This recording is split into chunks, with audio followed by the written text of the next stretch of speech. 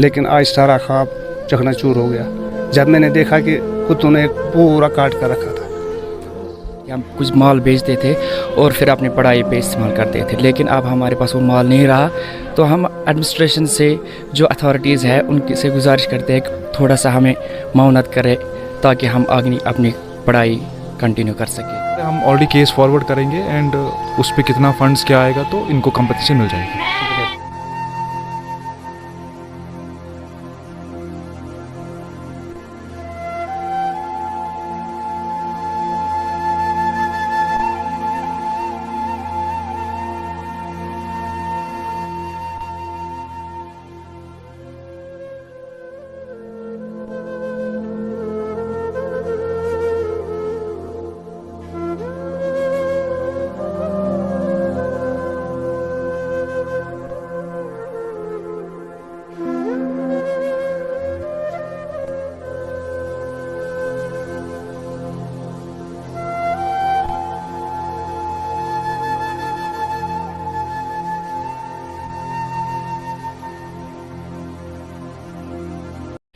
बिस्मिल्लाहिर्रहमानिर्रहीम। अस्सलाम वालेकुम नाज़रीन, आप देख रहे हैं ग्रो कश्मीर और मैं हूं आपका मेज़बान आरिफ कसाना।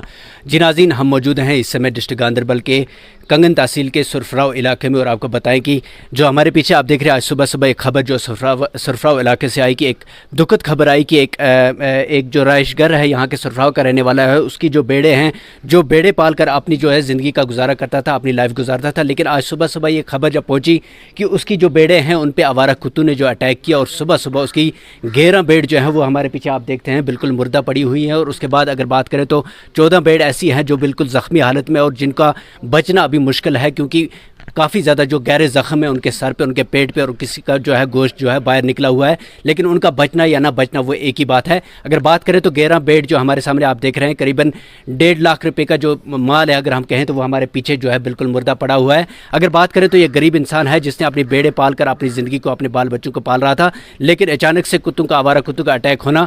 और उसके बाद अगर बात करें तहसील गुंड की, और तहसील गुंड में पिछले कई समय से आवारा कुत्तों का अटैक, अगर बात करें ईद के दिन एक छोटी मासूम बच्ची पर अटैक हुआ और उसके बाद जो इंसानी जान को खतरा लायक था, लेकिन उसके बाद ही आज सुरफराव में ये बेड़ों पर अटैक होना, ये काफ़ी जो है खतरा जो है आगे के लिए भी साबित हो सकता है। अगर बात करें म्यूनसिपलिटी की, तो अगर बात करें श्रीनगर सिटी में अगर जब आवारा कुत्ते ज़्यादा हो जाते हैं तो वहाँ से म्यूनसिपलिटी के जो ट्रक है वो बड़े जाकर गाँव में लेकर छोड़े जाते हैं। और अब गाँव में ऐसी हालत है कि हर जगह पर आवारा कुत्तों से लोगों के अंदर खतरा ही खतरा है। अगर सुबह के टाइम अगर बात करें, सहरी के टाइम लोग जब नमाज को जाते हैं तो उस टाइम भी अपने हाथ में डंडा उठा कर लेके जाते हैं। एक ऐसी दहशत जो है आवारा कुत्तों ने इस तहसील में फैला के रख दिया है, जिसकी वजह से लोगों को काफ़ी ज़्यादा डर का माहौल पैदा हो चुका है। लेकिन अगर बात करें आज सुबह इस गांव में एक खौफ का माहौल, एक डर का माहौल जो है सुबह सुबह हुआ। लेकिन दुख है इस पूरे गांव में कि एक गरीब इंसान जिसने पूरा जो विंटर निकाला, इनको पाला संभाला, और विंटर जब अब समर का मौसम आया था, सोचा था इन्हीं भेड़ों को जो है पाल कर बड़ा कर जो है अपनी ज़िंदगी का गुजारा करेंगे। लेकिन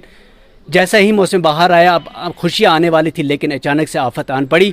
और आफत क्या है, आवारा कुत्ते जो हैं, आवारा कुत्तों ने इसका जो है पूरा बेड़ा जो है इसका, वो हम कहेंगे पूरा जो इसका माल है वो पूरा का पूरा माल जो है मौत की घाट उतार दिया। हमारे साथ मालिक जो मौजूद है इस समय, अगर इनसे बात करने की कोशिश करेंगे कि अभी तक क्या कुछ इन्हें जो है कंपनसेशन गवर्नमेंट की ओर से मिली है, क्योंकि कम से कम जो है अभी 6 घंटे बीत चुके हैं अटैक होने के बाद, क्या कुछ राहत आपको देखने को मिली है? अपना नाम बताएं। सर, मेरा नाम मुबारक अहमद रैना है। मैं सर यही भेड़ पालता है और मेरे बच्चे भी इसी के साथ होता है।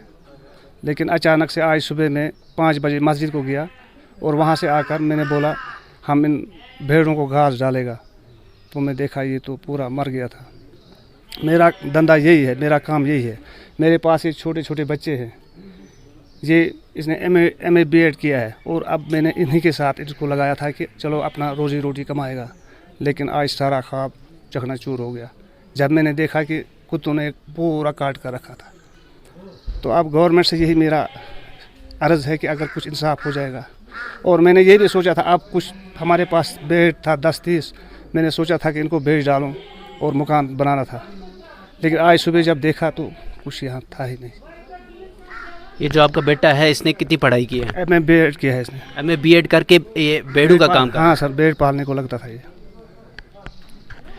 जी नाज़रीन, देखा आपने, ये कह रहे हैं कि आज सुबह जब ये नमाज से वापस आए तो कहा कि भेड़ जो इनकी भेड़ें हैं इनको चारा डालेंगे, लेकिन अचानक से आकर देखा कि पूरी भेड़ें जो है वो कुत्तों के हाथे चढ़ गई, लेकिन पूरी भेड़ें जो है वो मुर्दा पड़ी हुई है। और उसके बाद इनका ये कहना है कि मेरा जो बेटा है इसने MA B.Ed किया है, लेकिन MA B.Ed करने के बाद ये भेड़ पालने का काम कर रहे हैं, क्योंकि बेरोज़गारी इतनी ज़्यादा है कि उसको जो MA B.Ed करके भेड़ पालने का काम कर रहे हैं। आप खुद ही अंदाज़ा लगा सकते हैं कि इस फैमिली का क्या होगा जिसने इतनी ज़्यादा पढ़ाई की है। अगर बात करें तो यहाँ पर इनके घर वाले और भी मौजूद हैं, उनसे भी बात करने की कोशिश करेंगे। वो जो इनकी माँ है उनसे बात करने की कोशिश करेंगे कि आखिर किस तरह का नुकसान हुआ है और अब आगे आप क्या चाहते हैं गवर्नमेंट से।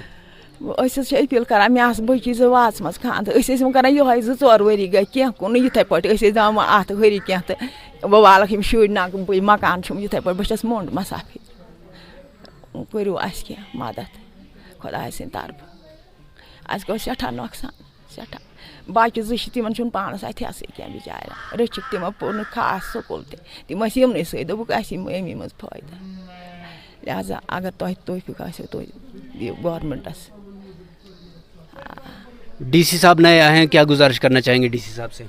DC साहब सान तरफ यह क्या इमदाद कर खुदा तरफ क्या करो। MA और B.Ed किया हुआ है कश्मीर यूनिवर्सिटी में, और मैंने डिस्टेंस टू किया हुआ है, लेकिन हम ज़्यादा काम इन्हीं बेडियों के साथ करते थे, क्योंकि मेरा फादर है वो कमा के मुझे पैसे देते थे। मेरा ख़र्चा बहुत ज़्यादा था, इनकम हमारी रिसोर्स हमारे यही थे, हम कुछ कर नहीं सकते थे, लेकिन हमारी इनकम जो भी आती थी हम कुछ माल बेचते थे और फिर अपनी पढ़ाई पे इस्तेमाल करते थे। लेकिन अब हमारे पास वो माल नहीं रहा, तो हम एडमिनिस्ट्रेशन से जो अथॉरिटीज़ है उनसे गुजारिश करते हैं कि थोड़ा सा हमें माउनत करे ताकि हम आगे अपनी पढ़ाई कंटिन्यू कर सके। और मेरा सपना है मैं MPhil करना चाहता हूँ, उसमें मेरे खर्चात बहुत ज़्यादा है, तो अगर कुछ माउनत हो जाएगी सरकार से तो फिर वो हमारे लिए बेटर रहेगा। अभी हमने सब जितने भी एनिमल्स इंजर्ड है हमने उनको प्रॉपर्ली एग्जामिन किया, तो उनमें से 2-3 में काफ़ी मेजर इंजरीज़ है, जिसमें हमें थोड़ा सर्जिकल इंटरवेंशन भी करना पड़ा, और उसमें हमने 2-3 में हमें सुचरिंग भी करनी पड़ी, जिसमें से एक की हालत थोड़ी नाजुक है क्योंकि उसका जो ट्रैकिया था वो कट गया था पूरा, जिसका हमने वापस से वो सूचर करके बंद कर दिया है। जो बाकी एनिमल्स है उनमें से माइनर इंजरीज़ है जिनकी हमने ड्रेसिंग की है, और हमने उनको ट्रीटमेंट भी आज का दिया है, उनको एडवाइस भी किया है कि क्या ट्रीटमेंट देना है।